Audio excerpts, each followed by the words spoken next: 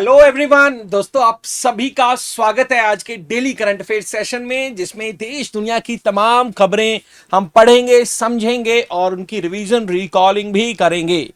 तो भाई जो जो विद्यार्थी आए हैं भाई, आप सभी को नमस्कार। देवाशीष हो या फिर एनी हो, राजबंता हो, भाई सेशन को शेयर और लाइक जो है वो जरूर करने, ज्यादा से ज्यादा। तो let's start the session without wasting any time. दोस्तों आज की जो पहली न्यूज है, पहली न्यूज जुड़ी हुई है वर्ल्ड हेल्थ ऑर्गेनाइजेशन से। आपको पता है इसका हाल ही में 78th सेशन जेनेवा में हुआ था। मैं काफी बार बता चुका हूं, और ट्रेचोमा एलिमिनेशन को लेकर भारत को सर्टिफिकेट भी दे दिया है। ये भी काफी बार बात हो चुकी है। दोस्तों अब यहां पर आप तस्वीरें जो देख रहे हैं, ये तस्वीर देख रहे हैं आप वर्ल्ड हेल्थ ऑर्गेनाइजेशन के हेड टेड्रोस एडानोम की। और ये जो टेड्रोस एडानोम है, तो भाई इनके साथ इंडिया ने वर्ल्ड हेल्थ ऑर्गेनाइजेशन के साथ पार्टनरशिप की है। और ये पार्टनरशिप है दोस्तों आयुष। आयुष का मतलब क्या है, कई बार पहले भी बताया है, अब तो मंत्रालय भी हमारा। आयुष का मतलब है दोस्तों, यहां पर मैं अलग अलग लिख दूं पहले। भाई आयुष का मतलब है AY4 आयुर्वेदा। आयुर्वेदा। और भाई कुछ ही दिन पहले हमने आयुर्वेदा डे पढ़ा था। कब सेलिब्रेट करेंगे, जल्दी जल्दी से मुझे आप बता दो। U4 यूनानी, S4 सिद्धा और H4 होम्योपैथिक। होम्योपैथिक दोस्तों, ये जो ट्रेडिशनल मेडिसिन हैं, तो इनकी थेरेपीज को हम दुनिया में विश्वव्यापी लेकर जाएं, ताकि दुनिया के हेल्थ चिकित्सा के जो क्षेत्र में हम लोगों को और ज्यादा बेटर ट्रीटमेंट दे सकें। और इसको लेकर ये agreement on traditional medicine interventions का हुआ है। तो यहां पर आप देख रहे हैं कि इंडिया में जो मिनिस्ट्री ऑफ आयुष के जो सेक्रेटरी जनरल हैं, भाई इंडिया में वैद्या राजेश, और वो एक तरफ आप टेड्रोस अडानोम, तो भाई दोनों के बीच ये एग्रीमेंट साइन कर लिया गया है। यहां पर थोड़ा और विस्तार पूर्व देखते हैं। इसके कई सारे बेनिफिट होंगे पूरी दुनिया भर में। Transparent billing and fair pricing for Ayush service, definitely. अब जो दोस्तों जहां से जो प्रोडक्ट ओरिजिन हुआ है, अब सब ये सारी की सारी ट्रेडिशनल मेडिसिन इंडिया से तो ओरिजिन नहीं हुई। इंडिया से तो हम आयुर्वेदा की बात करते हैं, और जिसका दिन हम 23 सितंबर, याद है कि नहीं? सिर्फ रंजीता को याद है 23 सितंबर, जो कि हमारा ऑटोन इकोनिक्स होता है। एक दिन और रात की बराबरी एक जैसी होती है। तो भाई इससे जो है उनकी जो प्राइसिंग को लेकर फर्क पड़ेगा, क्योंकि इंडिया में इससे जुड़े हुए जो डॉक्टर्स हैं काफी ज्यादा हैं। इससे भाई आयुष का जो ट्रीटमेंट है उसको हम इंश्योरेंस के साथ भी जोड़ पाएंगे। इंश्योरेंस को बेनिफिट होगा। इससे दुनिया भर में हॉस्पिटल मैनेजमेंट, क्लिनिकल डॉक्यूमेंटेशन और हेल्थ रिसर्च वो भी इनहांस होगा। और दोस्तों सबसे बड़ी बात है कि आयुष की जो फैसिलिटीज हैं, health facilities, traditional medicine, therapies, वो दुनिया में पहुंच पाएंगी। ये सारी बातें इवन संडे को इस बार जब मन की बात प्रधानमंत्री नरेंद्र मोदी जी ने की, उन्होंने कई सारी इंपॉर्टेंट बातें कही। उनकी 2-3 न्यूज आज मैं आपको पढ़ाऊंगा भी। उनमें से एक यही थी कि एक लैंडमार्क डेवलपमेंट है भाई इंडिया मतलब और मिनिस्ट्री ऑफ आयुष का और वर्ल्ड हेल्थ ऑर्गेनाइजेशन के बीच ये जो साइन हुआ है, और जिससे कि भाई international classification of health interventions, ये एक अंतरराष्ट्रीय एजेंसी है। और दोस्तों वो जब ये प्रमोट करेगी तो डेफिनेटली भारत में डॉक्टर्स को और भाई लोगों को, पूरी दुनिया भर में पेशेंट्स को इसका बेनिफिट डेफिनेटली होगा। तो भाई आपको ये जो इसके जो बेसिक है, बेसिक्स में अगर मैं कुछ और बताना चाहूँ आपको, एक तो दोस्तों वर्ल्ड हेल्थ ऑर्गेनाइजेशन ये 1948 में बनी थी 7 अप्रैल को। और दोस्तों 1948 में बनी 7 अप्रैल को हम वर्ल्ड हेल्थ डे के रूप में ऑब्जर्व करते हैं। और इसके अलावा वर्ल्ड हेल्थ ऑर्गेनाइजेशन को रिसेंटली ही USA और अर्जेंटीना ने छोड़ दिया है। ठीक है। और ये जो ट्रेडिशनल मेडिसिन सेंटर का दोस्तों पहला जो सेंटर है, इसका दुनिया में 2022 में खोला गया था। और उस टाइम टेड्रोस अडानोम इंडिया आए थे, और ये गुजरात के जाम नगर में इसका इनॉग्रेशन किया गया था उस समय। साथ ही साथ नरेंद्र मोदी जी ने भी अपना एक दोस्तों एक विजन था, लाइफ का फुल फॉर्म है लाइफ स्टाइल फॉर एनवायरमेंट। इसका भी इनॉग्रेशन उनके द्वारा किया गया था, जो 2021 की कॉप कॉन्फ्रेंस में उनके द्वारा जिसके बारे में चर्चा की गई थी। तो आप याद रखें और भाई ये सारा का सारा बड़ा इंपॉर्टेंट है। हमारा वर्ल्ड हेल्थ ऑर्गेनाइजेशन और आयुष मिनिस्ट्री में सेक्रेटरी राजेश कोटेचा, ये सारे के सारे, और ये जनेवा में दोस्तों इसका ये एग्रीमेंट है, दोनों देशों के बीच है, दोनों ऑर्गेनाइजेशंस के बीच है, वो हुआ है। फिर दूसरा इंपॉर्टेंट न्यूज दोस्तों, कल 26 मई थी और 26 मई 2014 को ही नरेंद्र मोदी ने पहली बार 2014 के इलेक्शन के बाद शपथ ली थी। तो अब कंपैरिजन होने शुरू हो जाते हैं कि भाई 2014 से पहले का भारत कैसा था और आज का भारत कैसा है, क्योंकि लगातार लास्ट ईयर, माफ कीजिए, इस 2024 में लगातार तीसरी बार भाजपा ने अपनी सरकार बनाई है। हालांकि 2014 और 2019 में उनके पास पूर्ण बहुमत था, इस बार पूर्ण बहुमत नहीं है, उससे लगभग 32 सीट पीछे रह गए थे। तो अब ये बोल रहे हैं कि भाई हमने कितना काम किया। अब एविएशन इंडस्ट्री में इन्होंने बात की कि भाई एविएशन इंडस्ट्री में जब 2014 में इंडिया में सिर्फ और सिर्फ 75 जो है वो एयरपोर्ट्स थे, और अब आप मुझे बताएंगे कौन सी स्कीम लॉन्च की गई थी 2017 में जिससे लोकल एयरपोर्ट्स की संख्या काफी ज्यादा बढ़ी, और आज भारत में टोटल 2023 के आंकड़े हैं, एयरपोर्ट्स की संख्या लगभग लगभग डबल है, 148 हो चुकी है। नंबर ऑफ ऑपरेशनल एयरपोर्ट्स जो काम कर रहे हैं, अब ये 148 है 2023 के आंकड़े के मुताबिक। और माफ कीजिए 2017 नहीं, 2016 में ये स्कीम चली थी जिसका नाम था उड़े देश का आम नागरिक रीजनल कनेक्टिविटी स्कीम, जिसके तहत हम बात करें भारत में जो टायर 2 या टायर 3 सिटीज हैं उनको भी जोड़ा गया ताकि लोगों को एक्सपीरियंस एयर जो ट्रांसपोर्ट का भी हो सके, और बड़े किफायती दर पे जो है ये टिकट्स रखी गई हैं। हालांकि दोस्तों प्रैक्टिकली ये अभी तक ज्यादा कामयाब तो नहीं हो पाया, लेकिन फिर भी इसको आगे लेकर जा रही है गवर्नमेंट और इसकी कोशिश हो रही है। साथ ही साथ बताया कि भाई हमारे यहां पर जो दिल्ली और मुंबई का एयरपोर्ट है, आपको पता होगा दिल्ली में कौन सा एयरपोर्ट है, इंदिरा गांधी इंटरनेशनल एयरपोर्ट, और मुंबई में छत्रपति इंटरनेशनल एयरपोर्ट। इसको जो है भाई दुनिया की जो इंटरनेशनल एविएशन जो ऑर्गेनाइजेशंस हैं उनके द्वारा लेवल 4+ कार्बन एक्रीडिएशन भी दिया गया। लेवल 4+ एक्रीडिएशन का मतलब है कि कार्बन जो है न्यूट्रल करने में काफी हद तक जो है इन्होंने अच्छा काम किया है। वैसे आपको बता दूं, इंडिया में अभी तो कुछ दिन पहले पड़ा था, एक ऐसा भी एयरपोर्ट है जो पूरी तरह से सोलर एनर्जी के ऊपर जो है वो वर्क करता है, और वो है केरला का कोचीन एयरपोर्ट। इसका भी जिक्र कुछ दिन पहले ही हुआ था। तो याद रखें, इनकी संख्या याद रखनी है आपको। अभी 2023 के मुताबिक 148, और 2016 की स्कीम उड़े देश का आम नागरिक रीजनल कनेक्टिविटी ये प्रोग्राम था, और इनके आंकड़े और इनके number are very very important. और अगर मैं कुछ एयरपोर्ट्स की बात करूं तो दोस्तों याद रखना है, जब भी आपका कोई ऐसा क्वेश्चन आए कि दुनिया का सबसे खूबसूरत एयरपोर्ट कौन सा आंका गया, तो ये पिछले कई सालों से सिंगापुर का चांगी एयरपोर्ट है। मैं नाम भी लिख देता हूं यहां पर, सिंगापुर का चांगी एयरपोर्ट। और इंडिया में ज्यादातर हम देखते हैं कि जो बेंगलुरु इंटरनेशनल एयरपोर्ट है उसी को नंबर 1 जो है स्वच्छता में आंका जाता है, ये आप याद रखें। और दोस्तों एविएशन की दुनिया से हाल फिलहाल तो यही न्यूज़ है। बस एक हमने पढ़ा था कुछ दिन पहले कि इंडिया ने पाकिस्तान के जहाज़ों के लिए एयर स्पेस 23 जून तक बंद कर दिया है। हमारे भी हवाई जहाज़ों का जो एयर स्पेस है पाकिस्तान ने ऑलरेडी बंद कर ही रखा है, तो वो भी आपको डेफिनेटली याद होगा। ठीक, और यहाँ पर कुछ स्टूडेंट्स लिख रहे हैं, वही कुछ लिख रहे हैं जो उनको बताया है। वेरी गुड, बहुत ही बढ़िया। और हेडक्वार्टर ये जो इंटरनेशनल एविएशन का कनाडा के मॉन्ट्रियल में है, जो विद्यार्थियों ने लिखा है। बहुत बढ़िया, बहुत ही शानदार। फिर तीसरी न्यूज है दोस्तों इंपॉर्टेंट डे से जुड़ी हुई, और वर्ल्ड टर्टल डे। और ये पूरी दुनिया भर में जो है भाई ये ऑब्जर्व किया जाता है दोस्तों, कब? 23 मई को।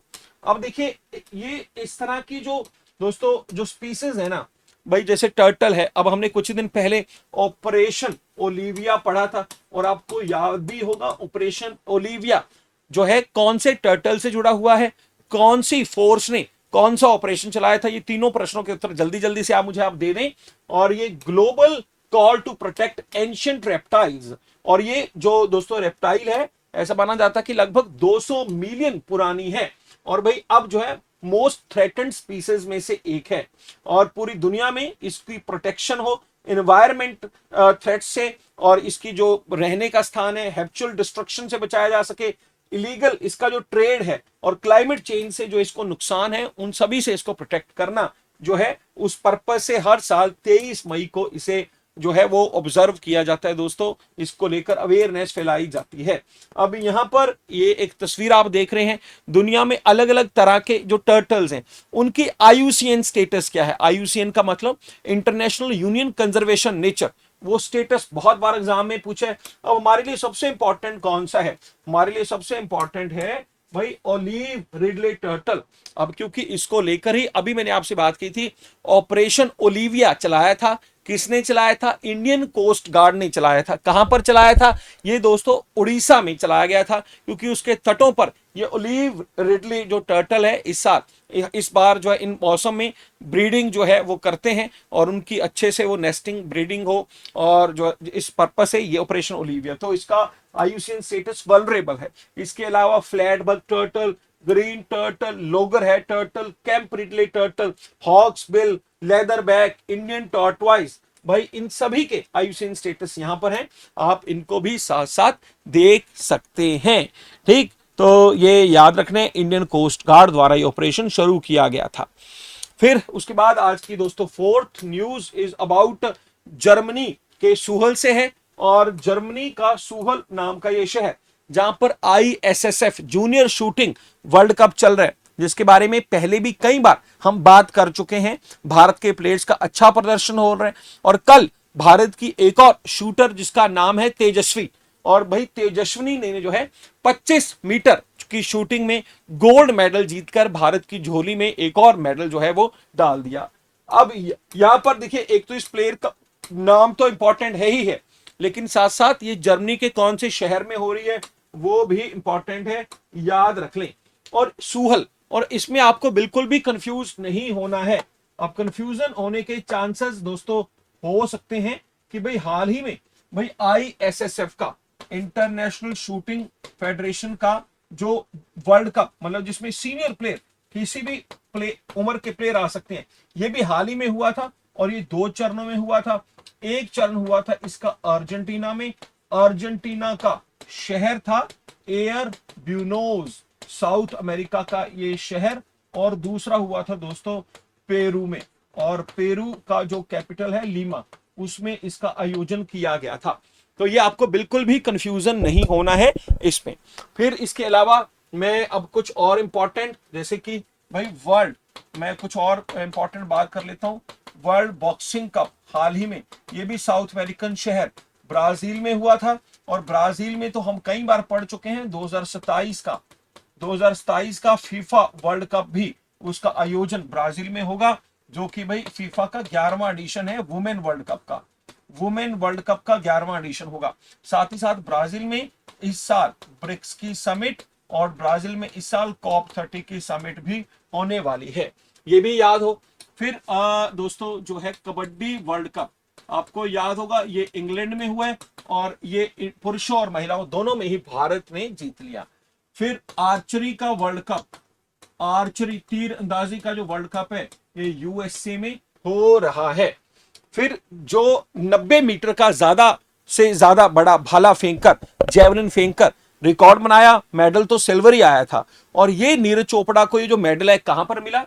ये मेडल मिला था इनको दोस्तों जो कतर में दोहा डायमंड लीग है, दोहा डायमंड लीग, वहां पर इसने 90 मीटर से ज्यादा का भाला फेंका था नीरज चोपड़ा, जिसको हाल ही में लेफ्टिनेंट कर्नल की उपाधि टेरिटोरियल आर्मी में मिल गई थी।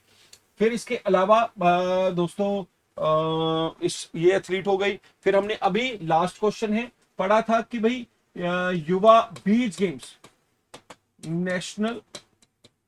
नेशनल जो है बीच गेम्स, ये कहां पर इनकी शुरुआत की गई है? हम ऑलरेडी पढ़ चुके हैं कि ये जो खेलो इंडिया, ये जो बीच गेम्स हैं, खेलो India para games already Delhi में हो चुकी हैं, खेलो India winter games already Gulmarg और श्रीनगर में हो चुकी हैं, खेलो इंडिया दोस्तों इसके अलावा ये जो बीच गेम्स हैं ये दमन एंड दीव, दादर एंड नगर हवेली में इसकी शुरुआत हुई। खेलो इंडिया जो ट्राइबल गेम्स हैं वो आने वाले दिनों में छत्तीसगढ़ में होंगी, और खेलो इंडिया दोस्तों जो मार्शल गेम्स हैं ये तमिलनाडु और आंध्र प्रदेश में आयोजित होंगी। तो ये पांचों के वेन्यूज जो हैं सारे के सारे आप याद रख लें। और ये दमन एंड दीव में शुरू हुई हैं और ये these are very very important, exam में पूछा जा सकता है इसके बारे में। ठीक है यार, एक और गेम्स हैं जिसमें अभी महाराष्ट्र ने टॉप किया था, वो कौन सी थी? खेलो इंडिया यूथ गेम्स, ये बिहार में हुई थी, महाराष्ट्र ने सबसे ज्यादा मेडल जीते थे। तो सारे याद हैं या नहीं? हाँ जी।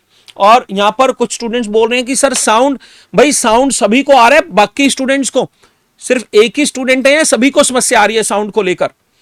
ठीक है, तो साउंड यार ठीक ही चल रहा है मेरे हिसाब से तो। हाँ जी, बाकी भी बता दें एक बार।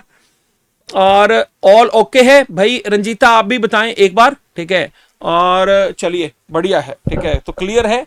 तो फिर दोस्तों उसके बाद जो है ये सारे के सारे हमने वेन्यूज कर ही लिए हैं। अब मैं आपसे दो तीन पूछना चाहूंगा। एक तो आप मुझे बता दो जल्दी जल्दी से, सिर्फ एशियन गेम्स का बता दो, 2026 में कहां पर होंगी, 2030 में कहां पर होंगी और 34 में कहां पर होंगी? 2026 22 में तो ये हैंगजाऊ चाइना में हुई थी, हालांकि कोविड की वजह से 23 में शिफ्ट हो गई थी। तो सिर्फ 26, 30 और 34 और 26 की जो एशियन गेम्स है वहां पर T20 गेम भी शामिल कर लिया जाएगा। तो कोई भी विद्यार्थी नहीं बता पा रहा है, बहुत बुरी बात है। 2026 जो है वो दोस्तों जापान में होंगी, 2030 जो है वो कतर के दोहा में होंगी और 2034 जो है वो दोस्तों होने वाली हैं रियाद में। अगर आपको लगता है कि याद नहीं हो सकता तो मैं आपको बिल्कुल श्योर करता हूं, हर रोज मेरे साथ जुड़े, मैं आपको याद करवा के ही रहूंगा हर हालत में। हर रोज बस सुनते रहें सुनते रहें सुनते रहें। ठीक है, फिर अगली जो न्यूज है वो जुड़ी हुई है दोस्तों एशियन एथलेटिक चैंपियनशिप से। ये भी स्पोर्ट्स की न्यूज है और ये दोस्तों कल से साउथ कोरिया में इसकी शुरुआत हो जाएगी। और भारत की ये जो टीम है एशियन एथलेटिक चैंपियनशिप की यहां पर पहुंच चुकी है। 60 मेंबर का जो है क्रू है जो भी यहां पर पार्टिसिपेट मेगा इवेंट। और ये साउथ कोरिया में कहां पर दोस्तों? एक जगह है जिसका नाम है ग्यूमी। जैसे आज हम जर्मनी के कुहल शहर की बात कर रहे थे ना, शहरों के नाम भी याद रखने हैं, शहर पूछे जा सकते हैं कुहल में। और ये जो है ग्यूमी नाम के शहर में इसका आयोजन होगा और जिसमें भाई इंडिया के कई सारे प्लेयर जैसे ज्योति यारा जी है, पारुल चौधरी है, फिर अब्दुल्ला अबूकर, कई सारे एथलेटिक्स के जो चैंपियंस हैं वो इसमें पार्टिसिपेट करने वाले हैं साउथ कोरिया। और साउथ कोरिया से दोस्तों मैं बता दूं अभी जून का महीना चलने वाला है और 3 जून को यहां पर इलेक्शन होगा प्रेसिडेंट का। और क्योंकि यहां पर 3 जनवरी को इमरजेंसी लग गई थी, उस समय फिर राष्ट्रपति की जबरदस्ती इमरजेंसी की वजह से उसे हटा दिया था, उसको इंपीच कर दिया था। अब यहां पर दोबारा से इलेक्शन होने वाला है। कैपिटल सेओल है, ये भी आप याद रखें। फिर अगली न्यूज जो है ये जुड़ी हुई है दोस्तों स्विट्जरलैंड से न्यूज आई है और जुड़ी है महेंद्र गुज्जर से। और ये महेंद्र गुज्जर जो है इसने दोस्तों जो जबरदस्त भाला फेंका है, जेवलिन फेंका है 61.17 मीटर का। और ये 61 मीटर का ये भाला दोस्तों जब मैं बात करता हूं पैरा गेम्स में, पैरा एथलेटिक गेम्स में ये एक अंतरराष्ट्रीय रिकॉर्ड इन्होंने बना दिया है। Mahendra Gujjar new world record in men javelin throw. और ये स्विट्जरलैंड में कहां पर हो रही है दोस्तों? इस जगह का नाम है नॉटविल। अब तीसरा नाम बताया है आपको, ग्यूमी याद है साउथ कोरिया, कुहल याद है साउथ को जर्मनी, और ये स्विट्जरलैंड में नॉटविल, वहां पर पैरा एथलेटिक ग्रैंड प्रिक्स हो रही है। और वहां पर इन्होंने इस 27 साल का जो साल पुराना जो रिकॉर्ड है, पहले इससे पहले ब्राजील के रोबोटो ने दोस्तों 59.19 मीटर का ये जो रिकॉर्ड है वो बनाया था। और अब जो है गुज्जर ने ये जो रिकॉर्ड है तोड़कर 61 मीटर का ये जो भाला है फेंका है in the men's F12 javelin category. और ये अपने आप में एक रिकॉर्ड है, बन चुका है। और स्विट्जरलैंड में ये गेम्स हैं उनका आयोजन किया जा रहा है। स्विट्जरलैंड की बात करें, यहां पर हमने अभी बात की थी वर्ल्ड हेल्थ ऑर्गेनाइजेशन का 78th जो सेशन है वो भी यहीं पर ही चल रहा है। याद है कि नहीं याद? जिसको लेकर आज हमने पढ़ा है कि इंडिया ने और WHO ने आयुष जो है थेरेपीज को लेकर एग्रीमेंट किया है और हमें ट्रेचिमा फ्री भी अनाउंस कर दिया गया था। ये सब कुछ पढ़ लिया है ऑलरेडी। और जिनेवा में ही कुछ दिन पहले हम पढ़ रहे थे कि यूएस और चाइना के बीच जो टैरिफ टॉक हुई थी, जिसके बाद समझौता कर लिया गया था, 115% टैरिफ कम कर देगा यूएस से चाइना को लेकर। तो दोस्तों वो एग्रीमेंट भी जिनेवा में ही हुआ था। वो भी आप याद रख लें। और उस यूएसए और ईरान को लेकर ओमान में जो है वो चल रहा है भाई, पता नहीं क्या समझौता होगा। और टर्की में होना था रशिया और यूक्रेन, लेकिन वो समझौता नहीं हो पाया। फिर उसके बाद नेक्स्ट जो न्यूज है वो भी मन की बात से जुड़ी हुई है। मन की बात प्रधानमंत्री जी ने जो की थी उसमें उन्होंने दोस्तों शहद की इंडस्ट्री के बारे में जो है बात की कि भाई इंडिया जो है अब दुनिया के लीडिंग प्रोडक्शन कंट्रीज में से है। अब फिर वही 10 साल 11 साल से कंपैरिजन जो मैं आपको बता रहा हूं, 2014 में नरेंद्र मोदी गवर्नमेंट आई, अब ये बोल रहे हैं कि 10-11 साल पहले इंडिया में हनी का जो प्रोडक्शन है, यहां पर मैं आपको ये भी बता दूं दोस्तों, हनी शहद को लेकर जो रेगुलेशन कही जाती है ना, उसका नाम है स्वीट रेगुलेशन। नाम याद रखें, ये एग्जाम में पूछा जाता है बहुत बार, ठीक है। जैसे भाई आपने देखा होगा ना कि भाई जैसे कि ग्रीन रेगुलेशन, ग्रीन रेवोल्यूशन किससे जुड़ी हुई है, गेहूं से जुड़ी हुई है। जैसे व्हाइट रेवोल्यूशन किससे जुड़ी हुई है, ये दूध से जुड़ी हुई है। फिर जो है एवरग्रीन रेवोल्यूशन किससे जुड़ी है, ये पूरे के पूरे एग्रीकल्चर से जुड़ी है। पिंक रेवोल्यूशन किससे जुड़ी है, ये प्याज से और मीट से जुड़ी है। रेड रेवोल्यूशन किससे जुड़ी है, ये टमाटर से जुड़ी हुई है। फिर इसके अलावा ब्लैक रेवोल्यूशन किससे जुड़ी है, ये पेट्रोलियम प्रोडक्ट से जुड़ी हुई है। फिर दोस्तों जो है पर्पल रेवोल्यूशन किससे जुड़ी हुई है, ये जो है लेवेंडर नाम का फूल जिससे कई सारी खुशबुएं बनती हैं, परफ्यूम्स बनते हैं, उससे जुड़ी हुई है। फिर उसके अलावा भी कई तरह की रेवोल्यूशन है दोस्तों। सिल्वर रेवोल्यूशन जो है वो एग से जुड़ी हुई है, ठीक है। और ऐसे ही जो मैं अभी बात कर रहा हूं आपसे, ये जो क्वेश्चन है कि स्वीट रेवोल्यूशन जुड़ी हुई है शहद से, और इसका प्रोडक्शन पहले 70-75 हजार मैट्रिक टन हुआ करता था एक साल में, लेकिन अब ये इंक्रीज होकर 60% इंक्रीज होकर 1,25,000 मैट्रिक टन का प्रोडक्शन हर साल भारत में होता है। अब दोस्तों खासतौर पे इन्होंने एक जिक्र किया छत्तीसगढ़ के डिस्ट्रिक्ट का, और उस डिस्ट्रिक्ट का नाम अगर आपको नहीं पता तो आपको बड़ी हैरानी होगी। उस डिस्ट्रिक्ट का नाम है कोरिया, ठीक है। अब मैं ये साउथ कोरिया की बात नहीं कर रहा, मैं कोरिया नाम का एक डिस्ट्रिक्ट है। और यहां पर दोस्तों जो ट्राइबल लोग जो हैं एक खास तरह का शहद जिसकी डिमांड बहुत ज्यादा है क्योंकि सेहत के लिए बहुत अच्छा है, और उसका नाम है भाई साहब, और उसका नाम यार लिखा हुआ है, मैं सुबह मैं जब बना रहा था लिखा था मैंने वैसे, हाँ जी। और उस ब्रांड का, उस वैरायटी का नाम है सोन हानी। तो भाई यहाँ के जो कोरिया डिस्ट्रिक्ट के जो ट्राइबल्स हैं उनके द्वारा ये सोन हानी नाम का जो शहद का जो वैरायटी बनाई जाती है उसका उन्होंने जिक्र किया, जिसको कि भाई हेल्थ जो विशेषज्ञों ने बताया है कि ये हमारे जो हेल्थ सिस्टम के लिए बहुत ही बेटर है। और भाई यहां पर ये जो कोरिया के डिस्ट्रिक्ट कलेक्टर है उनके द्वारा बताया गया कि भाई ये जो ट्राइबल्स के द्वारा ये जो सोन हानी शहद बनाया गया, इसके लिए जो पैसे की उनको जरूरत थी वो पैसा डिस्ट्रिक्ट मिनरल फंड से उनको मिला, जिसकी सहायता से ये संभव हो पाया है। और यहां पर दोस्तों ये भी इंपॉर्टेंट है कि भाई वर्ल्ड बी डे ये भी पूरी दुनिया भर में सेलिब्रेट किया जाता है, और ये हर साल 20 मई को सेलिब्रेट किया जाता है, 20 मई, ये भी आपको याद रखना है, इसका भी इन्होंने जिक्र किया।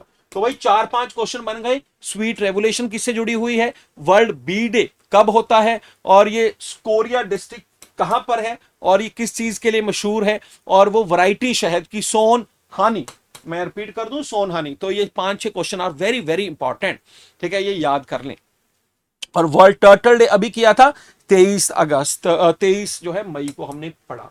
फिर उसके बाद मध्य प्रदेश में एक योजना लॉन्च हुई है, कौन सी योजना उसके बारे में बताऊंगा, लेकिन उससे पहले चाहूंगा कि भाई सेशन को शेयर लाइक जरूर कर दो, हाँ जी, ठीक है, तो जरूर कर दीजिए सेशन को शेयर लाइक, आपका ही सेशन है भाई, आप नहीं करेंगे तो और कौन करेगा इसे, ठीक है, आपको ही इसे बुलंदियों पर लेकर जाना है, तो अगले पहाड़ तक, अगले शहर तक, गांव तक इसे जरूर जरूर शेयर कर दें अगर आपको लगता है कि we are providing best current affair for you. दोस्तों ये जो सेशंस मैं लेता हूं ना, जो मैंने आज पढ़ा दिया, मैक्सिमम चैनल्स के ऊपर 2-2 दिन के बाद पढ़ाया जाएगा या एक दिन बाद पढ़ाया जाएगा, और आप देख सकते हैं मेरी हमेशा कोशिश है सुबह आपके लिए बिल्कुल फ्रेश न्यूज, ताकि भाई आपको जो है जब तक लोग पढ़ाते हैं ना फर्स्ट टाइम तब तक तो हम 3-4 बार रिवाइज कर देते हैं।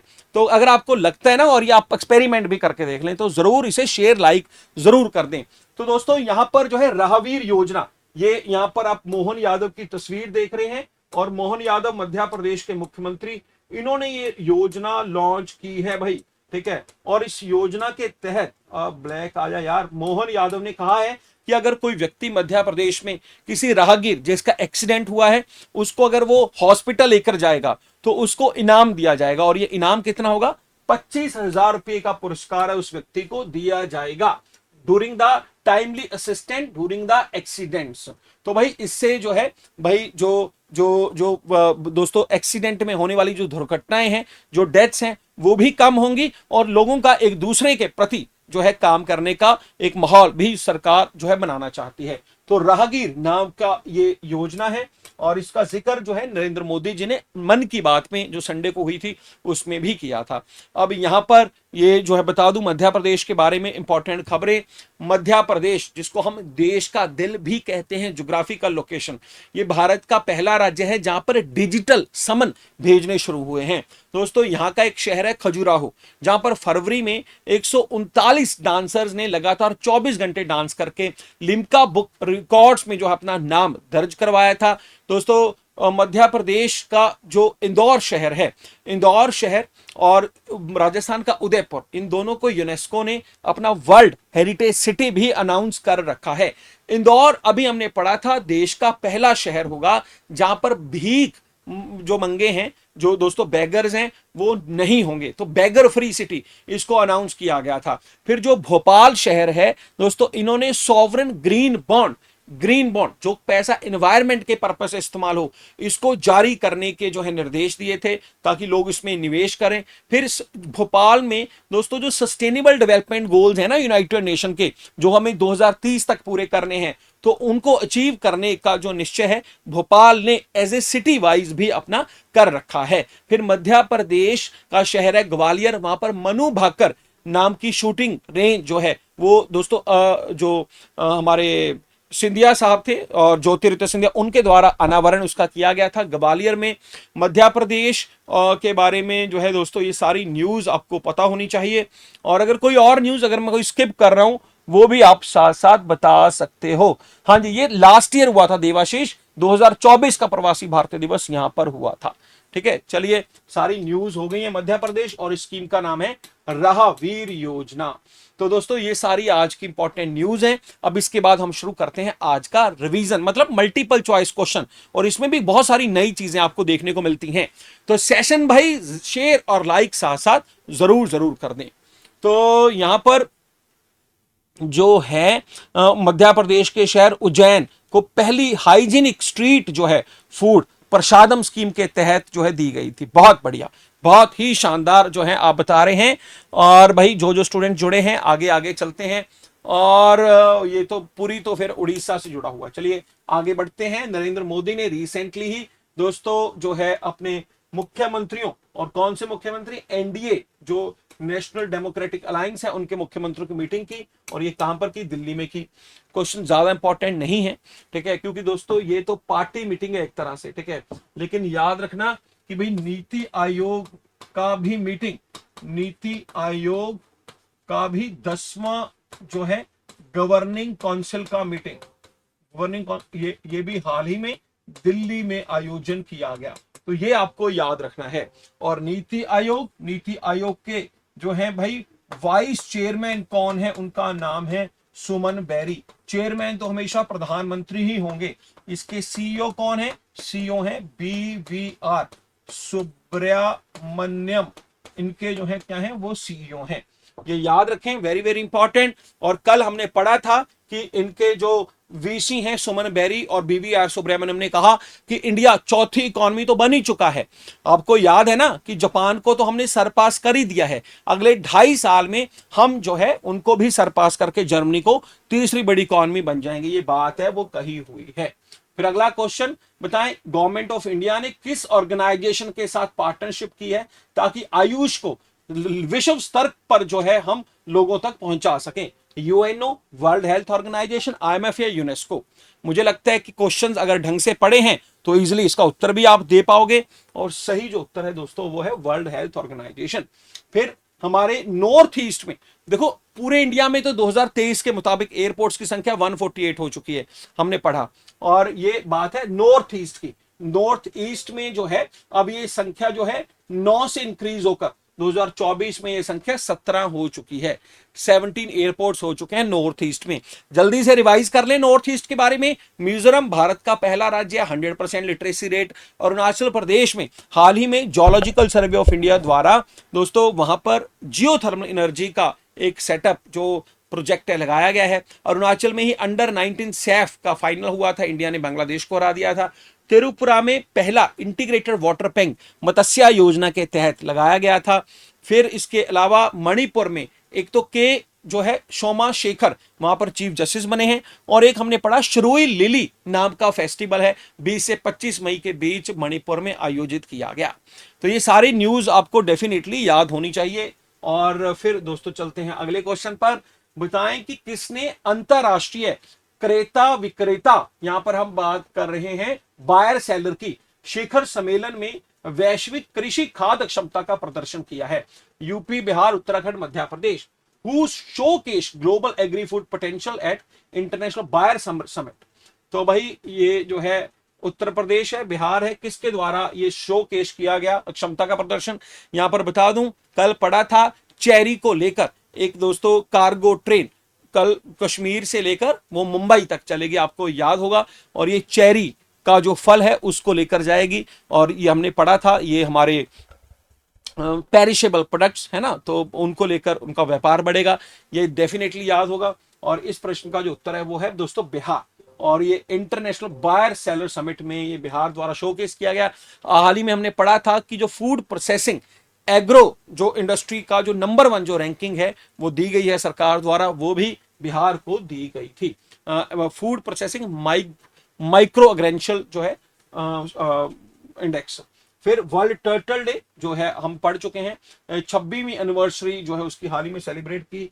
और ये कब होता है, ये 20 मई को होता है वर्ल्ड टर्टल डे। और जो है दोस्तों वर्ल्ड टर्टल डे। फिर इंडिया का पर कैपिटा इनकम जो है how many US dollar in the 2025। तो इंडिया में पर कैपिटा इनकम क्या है 2025 में। वैसे ये बड़ी इंटरेस्टिंग बात है, कल मैंने शॉर्ट में भी बताया था आपको कि जापान से हम सरपास तो कर गए। जापान में पर पॉपुलेशन कम है उनकी, तो पर कैपिटा इनकम उनका 33,000, मतलब आप 34 ही लगा लो यार, $33,000 के आसपास है। इंडिया में पर कैपिटा अभी भी हम 2880 जो है यूएस डॉलर पर है। पेपर में पूछा जा सकता है, वेरी वेरी इंपॉर्टेंट। फिर इंडिया का दुनिया की जीडीपी में जो दोस्तों जो हिस्सा है वो 2029 तक, फिलहाल ये 3.5% है। 2029 तक कितना हो जाएगा दुनिया की जीडीपी में हमारा कंट्रीब्यूशन। तो इसका जो सही उत्तर है वो है 4.5% is the correct answer the. फिर आईएमएफ के अकॉर्डिंग इंडिया जो है 2027 तक जो है दुनिया की तीसरी बड़ी इकोनॉमी जो है किसको सरपास करके हो जाएगा। तो भाई इसका जो सही उत्तर है ये हम हो जाएंगे जर्मनी को सरपास करके। थर्ड लार्जेस्ट इकोनॉमी, जापान तो ऑलरेडी हम सरपास कर ही चुके हैं। दोस्तों पंडित नेहरू जी की डेथ एनिवर्सरी कब होती है, 25, 26, 27 मई या 28 मई। तो ये पंडित नेहरू की डेथ एनिवर्सरी 27 मई 1964 में इनकी डेथ हुई थी। यहां पर आपको याद रखना है भारत में 3 प्रधानमंत्री हुए हैं जो प्रधानमंत्री के तौर पे ही उनकी मृत्यु हो गई थी प्रधानमंत्री रहते हुए। उनमें से एक तो नेहरू जी थे, दूसरे लाल बहादुर शास्त्री थे, और तीसरी जो है वो इंदिरा गांधी थी। तो एज ए प्रधानमंत्री रहते हुए जिनकी मृत्यु हुई। दूसरा दोस्तों राष्ट्रपति की बात करूं तो भाई इंडिया में 2 सिर्फ ऐसे राष्ट्रपति हैं, राष्ट्रपति के पद से ही उनकी मृत्यु हो गई थी, जाकिर हुसैन और दूसरा फखरुद्दीन अली अहमद। तो आज 27 मई है, पंडित जवाहरलाल नेहरू जिनका जन्मदिन 14 नवंबर 1899 में ये दोस्तों इलाहाबाद या प्रयागराज में हुआ था। तो भाई इनका जन्मदिन हम नेशनल चिल्ड्रंस डे और सेलिब्रेट करते हैं। और 27 मई इनका देहांत हो गया था। कहा जाता है चीन का युद्ध एक बड़ा रीजन रहा, मेंटली तौर पे बड़े परेशान थे नेहरू जी। और उसके बाद जब देहांत हुआ तो इनकी समाधि जो है दिल्ली में बनी, उस समाधि को हम बोलते हैं शांति वन।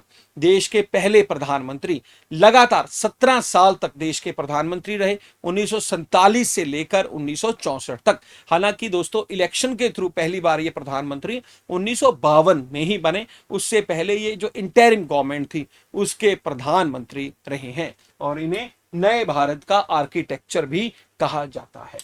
फिर उसके बाद जो है आरबीआई ने रिसेंटली ही भाई बताया है कि हम डिविडेंड के तौर पे, प्रॉफिट के तौर पे सरकार को 2024-25 में कितना पैसा दे रहे हैं, 2,68,000 करोड़। यहां पर याद रखना एग्जैक्ट 2,68,510 करोड़ है।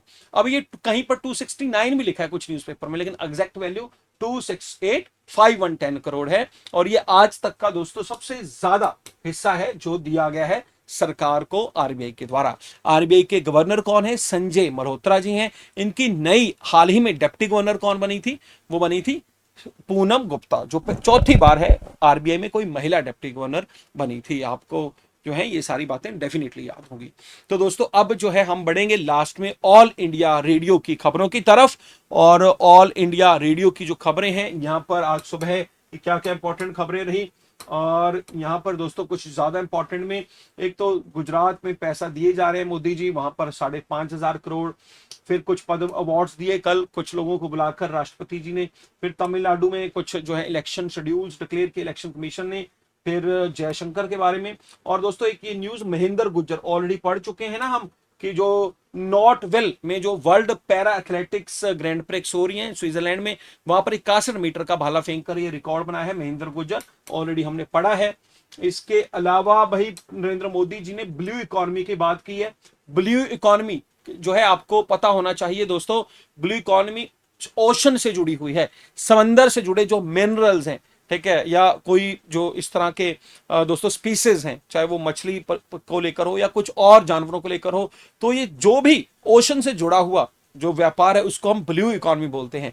अभी 2 दिन पहले ही यूपीएससी का एग्जाम हुआ था, और यूपीएससी के एग्जाम में सर्कुलर इकोनॉमी के बारे में पूछा गया था। सर्कुलर इकोनॉमी जो कि रिसाइकलिंग से दोस्तों जुड़ी हुई है, कि भाई हमें कुछ नया ही मैन्युफैक्चर क्यों करना, हम रिसाइकलिंग करके रीयूज करके भी जो प्रोडक्ट्स को दोबारा से नया करके लेकर आ सकते हैं। तो उसके बारे में क्वेश्चन पूछा गया, सर्कुलर इकोनॉमी, और ये है ब्लू इकोनॉमी को जो है रिवाइव करना है, इसको लेकर प्रधानमंत्री जी ने बात की है। इसके अलावा सरकार के 11 साल पूरे हुए हैं, वो ऑलरेडी बता चुका हूं। फिर दोस्तों भारत की ये जो बताया है, जर्मनी में फूहल में तेजस्विनी का गोल्ड मेडल आया है। फिर इसके अलावा हैवी रेनफॉल। अब एक इंपॉर्टेंट न्यूज है कि भाई भारत में इस एकेडमिक ईयर में 2025-26 में 15 जो है फॉरेन यूनिवर्सिटीज जो है वो भारत में अपने कैंपस सेटअप करने जा रही हैं। वैसे कुछ दिन पहले हमने पढ़ा था ना, ब्रिटेन और ऑस्ट्रेलिया की यूनिवर्सिटीज नवी मुंबई में आ रही हैं। देखिए कुछ इंडिया से बाहर जा रही हैं, जैसे हमने पढ़ा आईआईटी जो बॉम्बे है, माफ कीजिए आईआईटी दिल्ली है, आईआईटी दिल्ली ने यूएई में अपना कैंपस स्थापित कर लिया है। आईआईटी मद्रास ने तंजानिया अफ्रीका में अपना सेटअप कर लिया है। दूसरी तरफ जो यूनिवर्सिटीज हैं वो इंडिया आ रही हैं, 15 फॉरेन यूनिवर्सिटीज, ठीक है, तो वो इंडिया में अलग अलग जगहों पे अपने कैंपस हैं वो स्थापित करेंगे। तो चलिए आज का ये सेशन यहीं पर समाप्त करते हैं। उम्मीद करूंगा सेशन पसंद आया होगा। कुछ देख लेते हैं, आप बता चुके हैं सर सर्कुलर, हाँ जी बिल्कुल काफी बार बताया है, तो यहीं पर सेशन खत्म करेंगे। और अगर आपको लगता है आपके लिए मेहनत हुई है तो कम से कम 5 लोगों तक सेशन को जरूर शेयर करें। धन्यवाद जी, थैंक यू सो मच।